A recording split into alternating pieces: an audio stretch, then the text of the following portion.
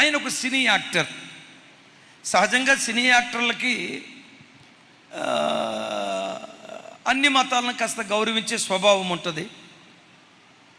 కాకపోతే అతను క్రిస్టియన్ అట్ట. ఆ సినీ రంగంలో నటించి మరి ఎందుకో ఎలక్షన్లో నిలవబడాలనుకున్నాడు. పోటీ చేశాడు. పోటీకి ముందు ఆయన పేరు విజయ్ అని మాత్రమే జనాలకు తెలుసు. కొంతమంది మతోన్మాదులు ఏం చేశారో తెలుసా? అతని పేరు విజయ్ కాదు. మీకు తెలియని రాజకీయాలా? అతని పేరు విజయ్ కాదు, అతని పేరు జోసెఫ్ విజయ్. ఓ తమిళ రాష్ట్రంలో ఉన్న ప్రజలారా, తమిళియన్స్, హైందవ సహోదరులారా, మహమ్మదీయ సహోదరులారా, అతడు విజయ్ కాదు, అతని పేరు జోసెఫ్ విజయ్. మీరు అతను గనక ఓటేశారా అని కొంతమంది మతోన్మాదపు వ్యక్తులు అతని జోసెఫ్ అనే పేరు బయటకు తీసుకొచ్చి అతడు జోసెఫ్ అతనికి పొరపాటును ఓటేయొద్దు అన్నారు. అతన్ని గెలిపించొద్దు అన్నారు. దేవుడు ఒకరిని గెలిపించాలనుకుంటే ఓడగొట్టడానికి మనుషులు ఎవరు? దేవుడు తలుపులు తెరిస్తే ఎవడు మోయగలడు? దేవుడు కార్యాలు చేస్తే ఎవడు తిప్పగలడు? దేవుడు తెలిచిన తలుపులను ప్రపంచంలో ఎవ్వడు మోయలేడు. ఆయన ఎంత మొండోడో తెలుసా? ఆ ప్రచారానికి వెళ్ళినప్పుడు I'm not only Vijay, I'm Joseph Vijay. I'm not only Vijay అనండి. I'm not only Vijay, I'm Joseph Vijay. పదే ఆ జోసెఫ్ అనటాన్ని బట్టి ఆ జోసెఫ్ జీవితంలో ఏ కార్యం చేశాడో ఈ జోసెఫ్ విషయంలో కూడా దేవుడు ఆ కార్యం చేశాడు. మామూలుడు కాదు, సైలెంట్గా ఉంటాడు. నంబర్ 1 వైలెంట్ అంట. ఎక్కువ మాట్లాడడం, చాలా తక్కువ మాట్లాడతాడట.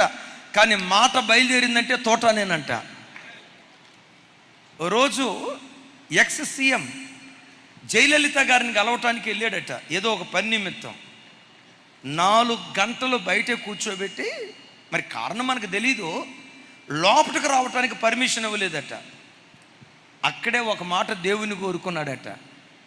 ఈరోజు సినీ యాక్టర్గా ఉన్న రాగల దినాల్లో ఈ తమిళనాడు రాష్ట్రానికి నేను సీఎంను కావాలా? మీరు కూడా అనుకోండిరా. ఏమనుకుంటారు? అరే పెద్దగా చెప్పండి.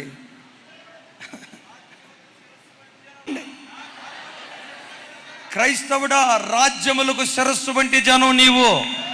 ఏ రంగంలో ఉన్నా నువ్వు పైవాడిగానే ఉంటావు, నువ్వు తలగానే ఉంటావు. ఆయన నామ మహిమ కొరకు దేవుడు నిలవబెడతాడు. హల్లెలూయా. అరే, ఆయన ప్రశస్తమైన రక్తంతో కడగబడిన నీ నోటు నుంచి వచ్చిన మాట దేవుడు నిశ్చయంగా స్థిరపరుస్తాడు. ఏ రోజుకైనా తమిళనాడు రాష్ట్రానికి నేను ముఖ్యమంత్రిని అవుతా, ఏ రోజుకైనా అవుతా అని అన్నాడు. దేవుని దగ్గర ప్రార్థన చేసుకున్నాడు. ఏం చేశాడు మనకు తెలియదు. కాలచక్రం మీరు ఎప్పుడైనా చూడండి. ఈరోజు పెంట కుప్పల మీద పడిపోయినోడు ఏనాటికైనా సింహాసనం మీద కూర్చుంటాడు. ఈరోజు మనం బ్రతికిన దినాల్లో మన కళ్ళ ఎదుట ఆ బిడ్డను సీఎంగా దేవుడు నిలవబెట్టాడు. ప్రమాణ స్వీకారం రోజు, తమ్ముడు ప్రమాణ స్వీకారం ఫోటో ఉంటుంది చూడండి.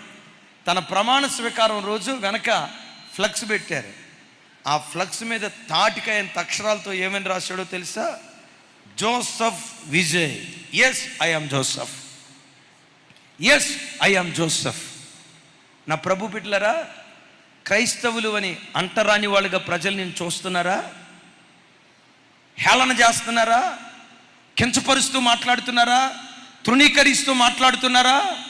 హేయులుగా ఐగుప్తీయులు హెబ్రీయులు నించిన దినాల్లోనే ఆ హేయుణ్ణే ఉన్నత స్థితికి దేవుడు తీసుకెళ్ళాడే. యోసేపు దేవుడే నీ దేవుడు. నీ బ్రతుకులో కూడా నా దేవుడు ఆ కార్యం చెయ్యునుగాక. ఒకసారి చూడండి ఏమని రాసింది అక్కడ చూడండి. అయితే ఏమని రాసింది? మీరు కూడా మీ పేరు రాసుకొని కింద ఏదో ఒకటి రాసుకోండి. సీఎం అని రాసుకోకండి అమ్మా.